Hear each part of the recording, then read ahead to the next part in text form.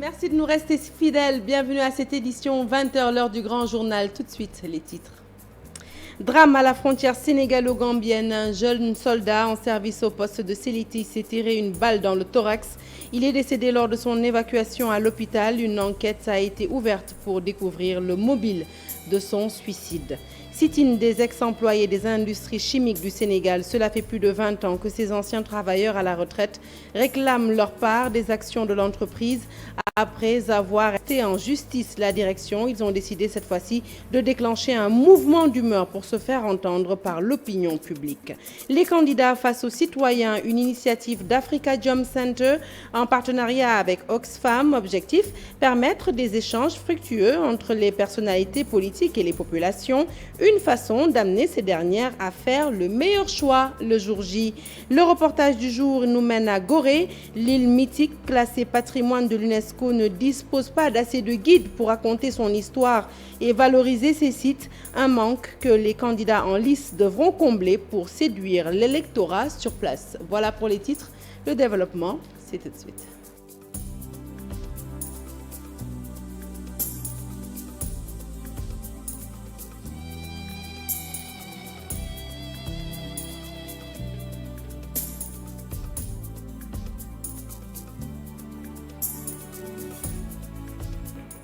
Bonsoir à toutes et à tous. Un journal que nous ouvrons avec ce drame qui s'est produit à Séléti, à la frontière sénégalo-gambienne. Un militaire en faction s'est tiré une balle au thorax. Il est décédé lors de son évacuation au centre de santé de Djouloulou. Une enquête est ouverte pour déterminer les circonstances, mais aussi le mobile du drame. Encore un autre drame qui s'est produit, cette fois-ci dans la région de Diourbel. Un meurtre à Ndioufène, plus précisément dans le département, et un suicide à Ndiouli, toujours dans le département de Bambay. Deux drames, deux mobiles différents. La police et la gendarmerie enquêtent pour élucider ces deux affaires qui défraient la chronique dans la région du centre. Les détails, c'est avec Babacar Diouf. Le drame s'est produit dans le quartier Ndioufène, dans la commune de Ndankrsen, dans le département de Diourbel. Un présumé voleur serait battu à mort, son corps sans vie, retrouvé à côté du cheval volé. L'identité de la victime n'a pas encore été révélée, puisque le présumé voleur ne détenait pas par devers lui des documents administratifs pouvant permettre son identification. Cependant, les auditions ont déjà démarré au niveau du commissariat urbain de Diourbel en charge de cette enquête. Au total, 3 personnes ont déjà été interpellées, dont le propriétaire du cheval qui serait le suspect principal dans cette affaire. Il est en garde à vue. Il est poursuivi pour meurtre avec préméditation et pourrait être présenté au procureur de Diourbel dans les heures qui suivent. L'autre affaire qui défraie la chronique dans la région de Diourbel, c'est la mort par pendaison du jeune Elhaj Ibrahima Sarr, retrouvé mort pendu dans la cour de la maison familiale dans le village de Ndiouli, dans le département de Bambey. Dans cette autre affaire aussi, la gendarmerie a ouvert une enquête. Les conflits fonciers ont été hier au cœur de la rentrée des cours et tribunaux, une audience présidée par le chef de l'État. Il existe pourtant une loi adoptée en 1964 afin de résoudre le problème. Mais comment rendre cette loi effective? Pour la présidente de l'ONG ENDA, Mme Mariam Sow, eh bien, il faut réunir tous les acteurs concernés autour d'une table pour tenter de trouver une solution durable. Nous l'écoutons dans ce reportage. Il est signé Marcel Farba-Maroun.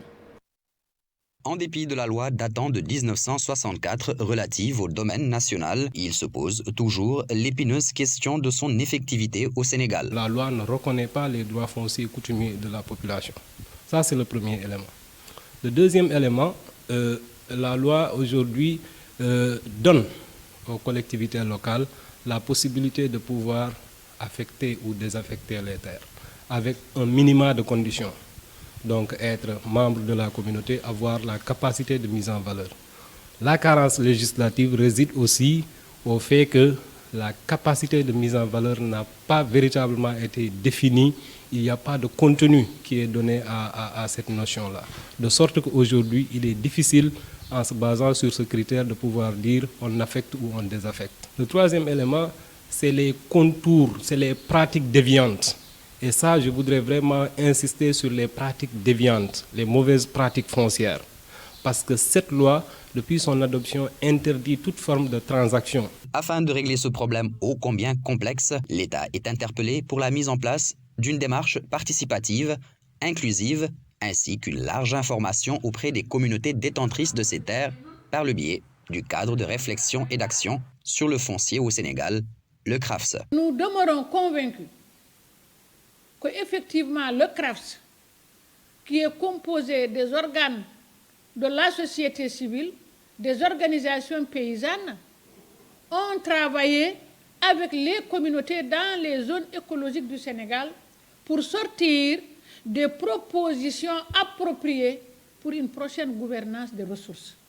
Il s'agit maintenant de voir dans quelle mesure l'État du Sénégal pourrait, avec tout ce travail-là porté par une diversité d'acteurs, les éleveurs, les agriculteurs, les pêcheurs, tout le monde, partager et de voir comment finaliser cette réforme. Avant d'en arriver à la finalisation de cette réforme, le président Macky Sall a affirmé mardi, lors de la rentrée des cours et tribunaux, sa volonté irrévocable de procéder à la réforme du foncier national.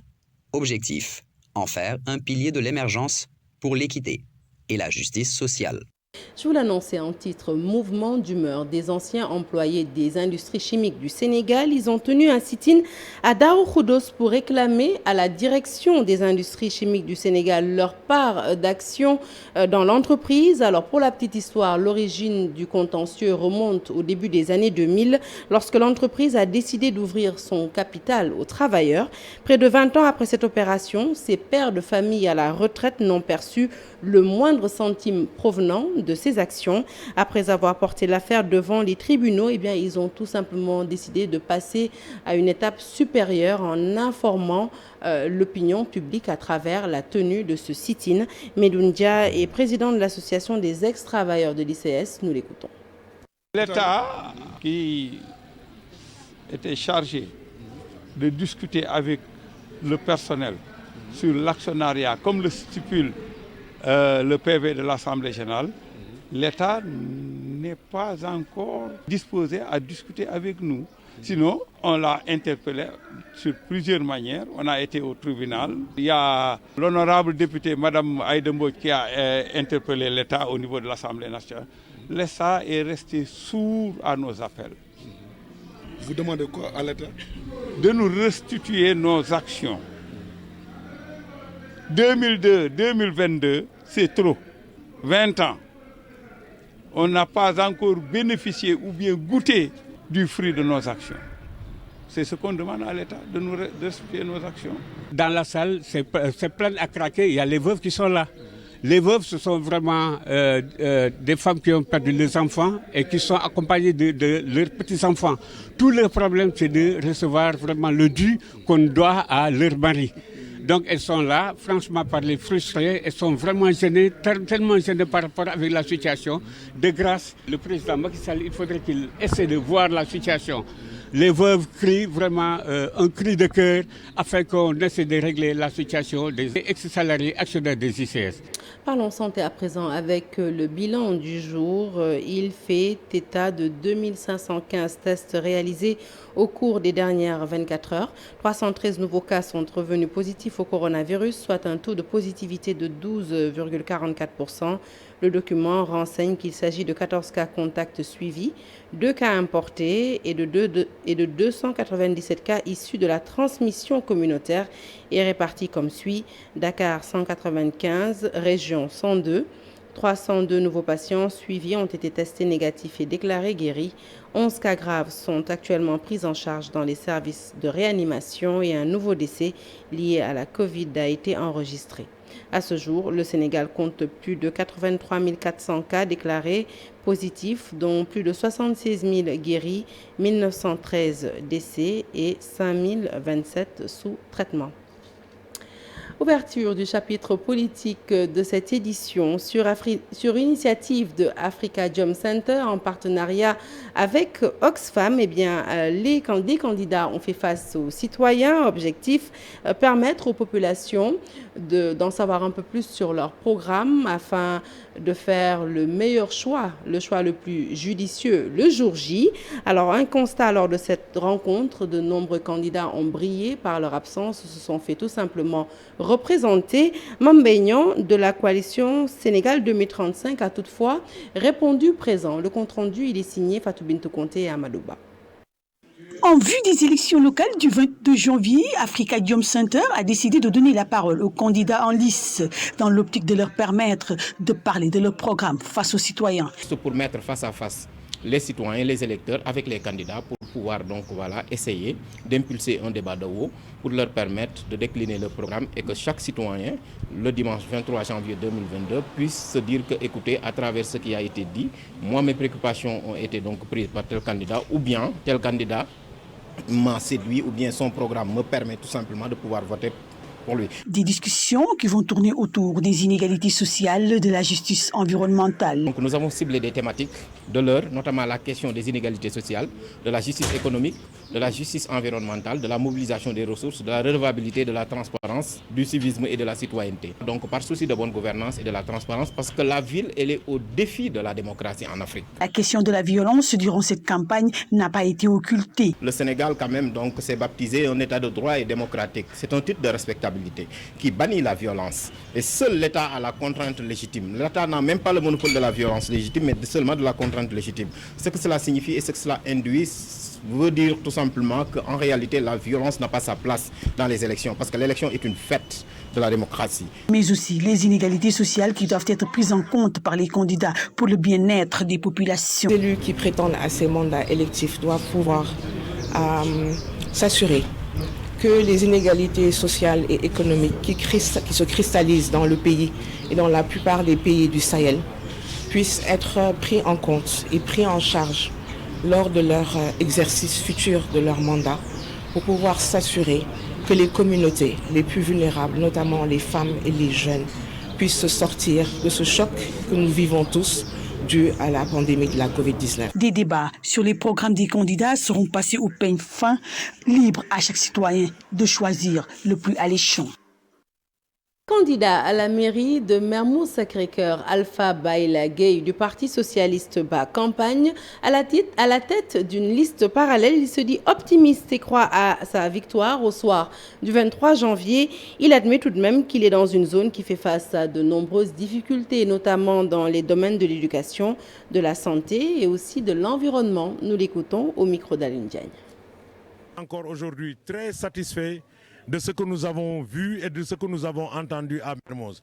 Les populations se sont bien appropriées de notre programme. Ils comprennent le sens de notre démarche. Ils comprennent la lame de fond de notre programme, qui est un programme très socialiste, qui garantit l'équité et la justice sociale.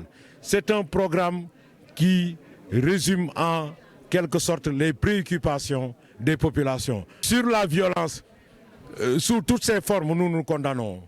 Nous sommes un parti démocratique qui a une tradition démocratique, une tradition de dialogue, une tradition d'échange, une culture d'échange. Et nous comptons en fait rester sur cette posture. C'est la raison pour laquelle, depuis le début de la campagne, nous menons une campagne exemplaire dans la paix et la tranquillité des cœurs, dans la joie et la bonne humeur. Et nous recommandons encore à tous les candidats d'en faire autant. Allez, nous quittons Dakar pour la banlieue dakaroise. À Djiddah Thiaroye Kao, le candidat Mamadou Badiane, candidat à la mairie, affiche optimisme. Il demande à la population de voter massivement, mais en toute quiétude pour des élections transparentes et calmes. Nous l'écoutons, il est interrogé par Cheikh Diopé Amadouane. Et nous avons remarqué que les populations ont massivement adhéré donc, à notre image et à notre message. Et aujourd'hui, nous pensons qu'au final, nous allons remporter haut la main ces élections. Ces électeurs de Djiddah Thiaroye Kao sont prêts par tous les moyens à faire respecter leur vote aujourd'hui et à élire le candidat qu'ils veulent élire et ne pas laisser des populations d'ailleurs élire à leur place. Allez, un peu plus loin que Djiddah Thiaroye Kao, à Rufisque, Mame Gor Diazaka n'a pas ménagé ses adversaires. Il n'a en tout cas pas fait dans la dentelle pour s'attaquer à eux. Il estime que Rufisque a besoin de nouvelles têtes pour sortir du gouffre. Il est aussi revenu naturellement sur son programme. Nous l'écoutons lui aussi au micro d'Abdou Diouf Diagne. Donc, je pense que au soir du 23 janvier, avant midi, on va gagner les élections. Oui, les 100 premiers jours, ce qu'on va faire, c'est essayer de régler l'anarchie. Parce que tous les marchés qui nous entourent, les marchés Pikine, Thiaroye, tous les commerçants maintenant, ils sont venus à Rufisque exploiter les rues. Donc, on va essayer, on ne va pas les agresser, mais on va parler avec eux pour au moins créer la fluidité, les voitures et tout. Donc, ça, on va le régler. Deuxièmement, on va régler les problèmes de la salubrité et l'éclairage public. Parce que quand tu entres à Rufisque, depuis rond-point Djoutouba jusqu'à Bata, il n'y a pas de lumière. Et puis, on va essayer d'amener nos partenaires pour qu'ils nous financent pour qu'on règle le problème du littoral. Parce qu'on a un littoral qui fait presque 6 km. Mais les Rufisquois ne se profitent pas de ça. Parce que les dirigeants qui étaient là, ils n'ont pas les yeux ouverts pour essayer d'exploiter notre littoral. Allez, direction Kaolack à présent, après l'agression d'un de ses militants, Serigne Mboup, l'opérateur économique actuellement en campagne, veut que justice soit faite. Il a réagi à cette affaire en marge d'un meeting au cours duquel il a présenté son programme aux sportifs de la région. Le leader de la coalition Andou Naoulé en a profité pour inviter les commissions à plus de célérité dans la distribution des cartes d'électeurs. Pape Mbaye Diao pour les détails. Après plus d'une semaine de campagne électorale, le maire sortant et non investi décide enfin de battre campagne. Contrairement à ce que disent certains, Mariama Massar soutient qu'elle n'a jamais contesté les choix du patron de la coalition Benno Bokk Yakaar. Je n'ai jamais quitté la coalition Benno Bokk Yakaar. Je fais partie des fondateurs de cette entité politique. La coalition a maintenant de nouveaux leaders choisis par Macky Sall. On ne peut que les accompagner pour la victoire finale. Son Excellence le président Macky Sall. Dans une période où la coalition a plus besoin de tous les responsables politiques, Mohamed Ndiaye Rahma salue la forte mobilisation. La coalition Benno Bokk Yakaar est toujours debout pour défendre sa victoire. Maintenant, tous les responsables sont déterminés pour vaincre nos adversaires. En tant que candidat, je suis rassuré. Candidat au conseil départemental, Pape Demba Bitèye aborde dans le même sens. Selon lui, c'est dans l'unité que la coalition remportera l'élection. Chaque fois qu'il s'agit de Macky Sall, il faut qu'on le retienne pour une bonne fois pour toutes. Chaque fois qu'il s'agit de Macky Sall, nous sommes tous prêts à faire les sacrifices nécessaires pour matérialiser sa vision, pour matérialiser ses instructions. C'est ça la famille de Macky Sall. Lors de ce méga-meeting organisé par Dr Aliou Diouf, la coalition se dit rassurée de la victoire finale le soir du 23 janvier. Nous nous excusons, ce n'était donc pas un élément sur la campagne de l'opérateur économique Serigne Mboup, mais un qui campait la situation au niveau de la coalition Benno Bokk Yakaar à Kaolack. Le reportage du jour à présent nous mène à Gorée. L'île mythique classée patrimoine de l'UNESCO ne dispose pas d'assez de guides pour raconter son histoire et valoriser ses sites. Un manque que les futurs candidats à la mairie devront combler si toutefois ils veulent séduire l'électorat. Le reportage est signé Cheikh Diop. Île de Gorée, île mémoire. Son présent se rapporte aujourd'hui à une veille d'élection, dernière ligne droite d'une campagne électorale. Ici, des difficultés ne manquent pas. Il faudra assainir le milieu touristique avec les guides, avec les ambulantes, les femmes et les hommes qui courent derrière les touristes et qui laissent une mauvaise image de l'île. Certains chaloupes ne sont pas vraiment de la bonne qualité. On a aussi que beaucoup de jeunes, il n'y a pas d'école de formation ici à Gorée. Commune qui a le plus faible budget du fait que de sa circonférence et voilà, qu'on n'a qu'une seule activité, qui est l'activité touristique. On n'a pas d'autres infrastructures. Plusieurs monts, des bâtiments menaçant ruine, ce qui hante le sommeil des populations. Il y a la crise partout, que ce soit dans le domaine de l'habitation, que ce soit dans le domaine scolaire, que ce soit dans le domaine des emplois, de la santé. Donc il y a une réelle menace partout et vraiment les bâtiments, la plupart sont en ruine. Il y a l'érosion côtière qui guette. Nous habitons à Gorée. Nous connaissons les vraies problématiques que vivent les Goréens, leur quotidien. Et sur ça, nous souhaitons mettre la personne qu'il faut à la place qu'il faut dans tous les secteurs. C'est l'aspiration des populations. Les populations, tant qu'ils existent sur leur surface d'habitation, ils ont toujours des exigences. C'est vrai que Gorée est un cas particulier. C'est un site patrimoine mondial de l'humanité.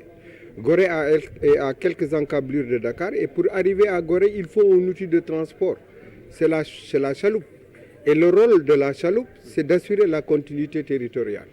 Donc les Goréens, c'est tout à fait légitime qu'ils en réclament plus pour la régularité et pour également leurs aspirations sur le continent. Nous avons traversé 3,5 km de Dakar à Gorée. Gorée, site patrimoine, site touristique. 2 candidats, Maître Augustin Senghor et Ndeye Fatou Faye. Pour conquérir la mairie, les populations comme politiques souhaitent des élections calmes et transparentes. Allez, retour dans la banlieue dakaroise. Ousmane Sonko déclaré persona non grata à Guédiawaye par les partisans de Lat Diop, furieux après la sortie du leader de PASTEF et ses invectives à l'égard de leur tête de liste. Les militants de Benno ont riposté dans une conférence de presse. Ils réclament la lumière sur les événements de mars dernier à Buffaye. Avec cet élément, nous n'excluons pas de vous le remettre certainement dans nos prochaines éditions. Hors du Sénégal, en Gambie, cérémonie d'investiture du président Barrow ce mercredi en présence de 8 chefs d'État. Suite à sa réélection le mois dernier, le président gambien Adama Barrow est réinvesti donc aujourd'hui, mercredi, au stade de Banjul. Et de 2016 à nos jours, le règne du président gambien, il faut le dire, n'a pas été un long fleuve tranquille. Retour sur cette réélection et les défis qui attendent le président Barrow avec Ibou Diouf. 3 partis d'opposition et un candidat indépendant avaient contesté la validité du scrutin. Les observateurs parlaient d'une élection libre et régulière. Adama Barrow et ses partisans ont jubilé. Une victoire pour un second mandat. Arrivé au pouvoir en 2016 avec le soutien de 7 partis politiques et après avoir défait par la voie des urnes le dirigeant historique Yahya Jammeh, le président Adama Barrow était réélu au mois de décembre dernier avec plus de 53% de chiffrage. Après Dakar en 2016, le président Adama Barrow a prêté serment devant des hôtes de marque. Le président gambien est attendu sur plusieurs chantiers, dont celui de la justice et de la réconciliation. Les chantiers du développement ne sont pas en reste. En raison de sa position géographique, la Gambie est donc obligée de collaborer avec le Sénégal, en atteste la première visite officielle à l'étranger du président Adama Barrow effectuée en 2016. Avec 11 300 km², la Gambie fait partie des pays les moins avancés. Le président gambien Adama Barrow est donc attendu pour proposer une feuille de route pour construire une nouvelle Gambie. Allez, avant d'aborder l'actualité hors de nos frontières, retour sur les déclarations tantôt évoquées dans ce journal des partisans de Lat Diop. Il déclare Ousmane Sonko, persona non grata à Guédiawaye. Ils sont tout simplement furieux après la sortie du leader de PASTEF et ses invectives à l'égard de leur tête de liste. Les militants de Benno ont riposté dans une conférence de presse. Ils réclament la lumière sur les événements de mars dernier à Buffaye. Guédiawaye est très remonté contre Ousmane Sonko suite à sa sortie menaçant Lat Diop et Alioune Sall, 2 autorités de la localité. Benno Bokk Yakaar tire sur le leader de PASTEF. Sonko ne leur arrive pas à la cheville. Ils sont dans le temps de la noblesse, par la mise en œuvre d'actions salutaires envers les populations de Guédiawaye. Tandis que leur profondeur est dans ces bassesses infâmes. Les membres de la coalition présidentielle disent aller au front avec Ousmane Sonko. Jamais. Tuer une moustique ne nécessite pas un sabre. À la place de nos leaders politiques, c'est nous qui nous dépoudrons dorénavant avec Ousmane Sonko. Les alliés de Lat Diop invitent la justice à apporter lumière sur les événements de mars dernier. En conférence de presse, Benno Bokk Yakaar poursuit sa campagne et invite aussi ses leaders à se concentrer sur l'essentiel pour une victoire ce dimanche, jour du scrutin. Dans l'actualité internationale, des pluies diluviennes qui ont fait une dizaine de morts à Antananarive, la capitale malgache, le collectif gabonais dénommé Appel à agir, qui exige toujours une expertise médicale sur les aptitudes du chef de l'État gabonais à gouverner son pays suite à son accident vasculaire cérébral en 2018. Et puis, les accords de défense franco-maliens remis en cause par les autorités de Bamako. Et le récit de ce tour d'horizon de l'actualité internationale est signé Daniel Diouf. Le Mali a officiellement demandé à la France la révision des accords de défense qui lient les deux pays. C'est ce qu'a annoncé le ministre malien des Affaires étrangères et de la coopération internationale, Abdoulaye Diop, à France 24. Cette demande effectuée fin décembre, qui n'a jusqu'ici pas suscité de réaction officielle côté français, s'inscrit dans un contexte de tensions militaires et politiques accrues entre Bamako et Paris. Depuis plusieurs jours, le survol du Mali par des appareils militaires de la MINUSMA et de la France en provenance ou à destination des États ouest-africains est remis en question par le gouvernement malien. Ce lundi, les vols réguliers des aéronefs de l'ONU au Mali ont été suspendus temporairement dans l'attente de résultats de discussions avec les autorités maliennes sur de nouvelles procédures. Au Gabon, le président de la République, Ali Bongo, attendu devant la Cour de cassation le 21 janvier prochain dans l'affaire qui l'oppose au collectif Appel à agir. Ce collectif, qui n'a cessé d'émettre des doutes sur les aptitudes physiques du chef de l'État, a continué de diriger le Gabon après son AVC survenu le 24 octobre 2018. Quelques mois après l'AVC d'Ali Bongo, le collectif composé de 10 membres issus des partis de l'opposition et de la société civile avait souhaité qu'une expertise médicale sur les aptitudes du chef de l'État soit effectuée. L'initiative visait à évaluer les capacités physiques et cognitives du président de la République gabonaise en raison de la sensibilité de sa fonction. Mais après plusieurs mois de rebondissement, la Cour de cassation avait fini par clore l'affaire le 8 juillet 2020 en annulant et cassant la décision rendue par la Cour d'appel le 12 août 2019 qui ouvrait ainsi la possibilité d'assigner le chef de l'État devant une juridiction de droit commun. Une incertitude demeurait autour de l'organisation du sommet de l'Union africaine en raison du Covid-19. Ce sommet aura donc bien lieu en présentiel, mais avec une participation très réduite, précise-t-on, au sein de l'Union africaine. Après la République démocratique du Congo, c'est au tour du Sénégal de prendre la présidence tournante de l'organisation. Et puis, des pluies diluviennes ont fait une dizaine de morts à Antananarivo, la capitale de Madagascar. Plus de 500 personnes sont restées sans toit. La plupart des victimes prises au piège de glissements de terrain ou de maisons effondrées, notamment dans les quartiers déshérités de la banlieue d'Antananarivo, qui compte près de 1 300 000 habitants. Plus de 100 mm d'eau sont tombés dans la nuit de lundi à mardi sur la capitale malgache. L'actualité sportive, avant de refermer cette édition, une fois n'est pas coutume, nous parlerons d'équitation dans ce journal avec cette session de mise à niveau pour une dizaine de techniciens de la discipline au Sénégal. Une formation d'une semaine sous la direction du Belge Jody Fourneau qui va permettre à l'équitation sénégalaise d'améliorer ses compétences en vue des Jeux olympiques de la jeunesse prévus à Dakar en 2026. Le reportage est signé CSD. Durant 7 jours, 10 techniciens de l'équitation au Sénégal ont subi une session de formation dirigée par l'expert belge Jody Fourneau. 4 en sont sortis chefs de piste nationaux titulaires et les 6 autres comme assistants. Au niveau de chacun des 35 sports, il est important qu'il y ait aussi la préparation à la fois pour les athlètes qui vont représenter et défendre les couleurs du Sénégal, mais aussi au plan technique. C'est quelque chose d'extrêmement important que chaque fédération internationale puisse trouver localement l'expertise technique.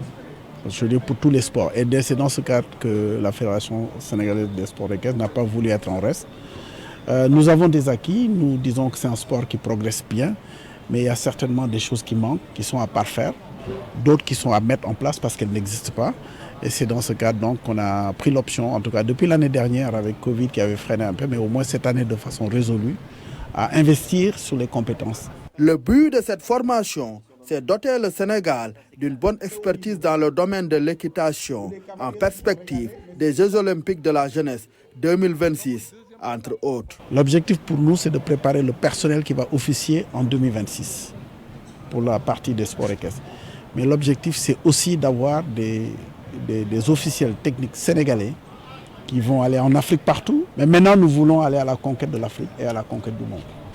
Avoir des chefs de piste confirmés, labellisés FEI, qui puissent véritablement représenter aussi le Sénégal, au même titre que les cavaliers. Après les chefs de piste, nous allons passer au président de jury, chronométreur, chercher le meilleur de ce qui existe dans le monde de faire venir pour cette formation.